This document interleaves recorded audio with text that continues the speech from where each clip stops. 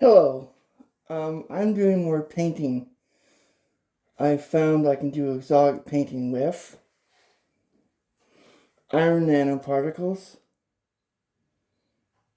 Can you see that?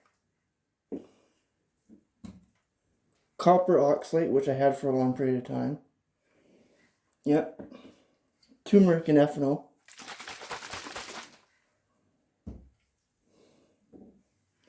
Auramine O with Congo red.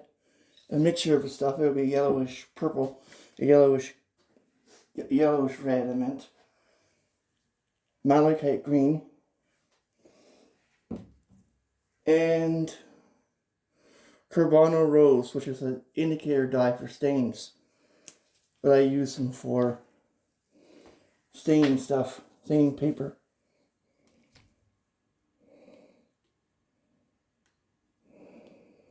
Keep in mind this stuff is toxic and you should be wearing gloves, especially carbonol because the carbonol creates fumes, but also it's toxic by, if it gets absorbed through your skin, then it could be poisonous. This is the second one I'm going to be doing for this painting. It's Malachite green.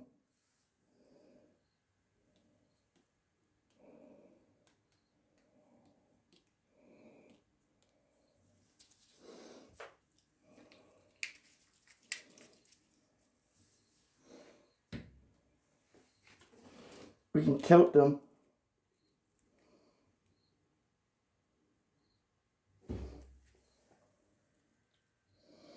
Let the dyes run down. That's what I normally do. You can really smell the phenol in the paper. That'll take some time to dry.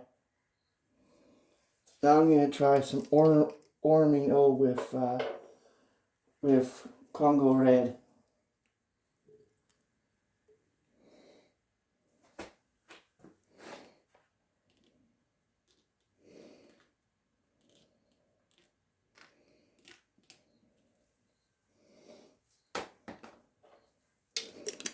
You can really smell the dye chemical and the alcohol.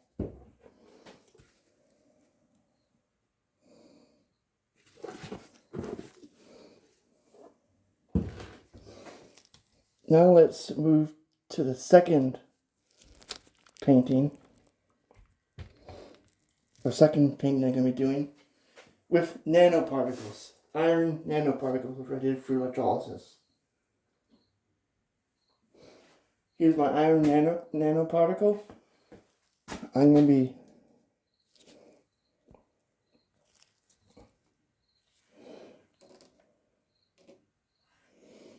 I think I need to stir it a bit. This stuff is hard to work with. Give it time. It reacts with air, with iron, to precipitate with the paper, to reduce it to iron, to eventually convert the iron plus 3 with the paper. It's kind of like a reaction with the paper. And this is copper dichromate. This stuff is a carcinogen. It's corrosive. It burns the skin. You have to be very careful when handling this stuff. That's why I'm wearing gloves.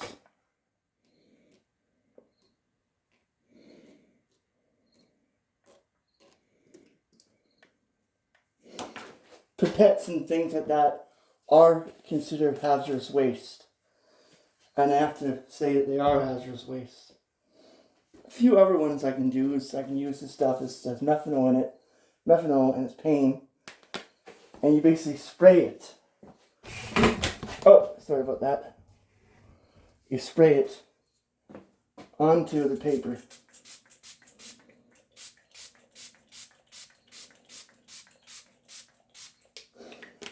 And see if it dries. It will dry after a period of time. You can use a fan or something like that to try to get it to work. Now, for the final one,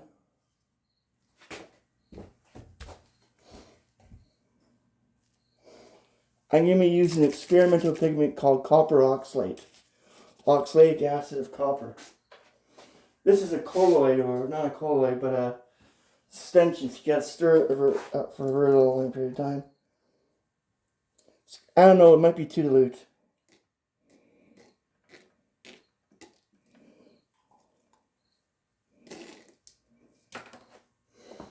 But I'm going to react it with some iron nanoparticles to see if I get some weird results with the particles interaction with the chemical. I think I do really cool things.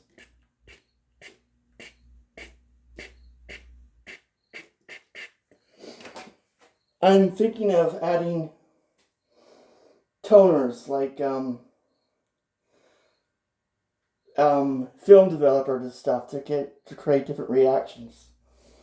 Look what happened right now to this painting. I think that's quite cool.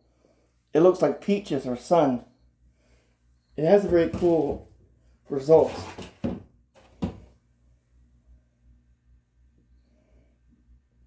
Sometimes they have weird results. Now what I'm going to do is I'm going to add Congo Red, which was a waste product. I recycle and reuse my waste because these chemicals are very expensive. They are quite expensive on Etsy and eBay. Not many people can afford them.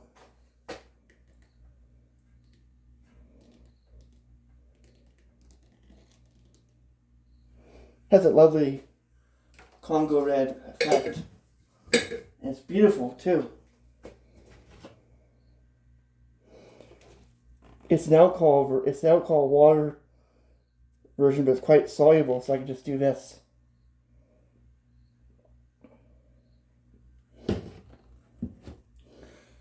Quite a cool concept.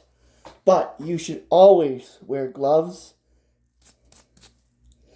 to protect yourself. PPE is very important. And you should always wear a face shield and other stuff like that. A lab coat. Something to protect yourself in case the dye gets on you. These dyes could be dangerous. I'd prefer to have gloves that go to here, but that reduces your ability to grab onto stuff. So it is kind of dangerous, but I'm just trying to develop them.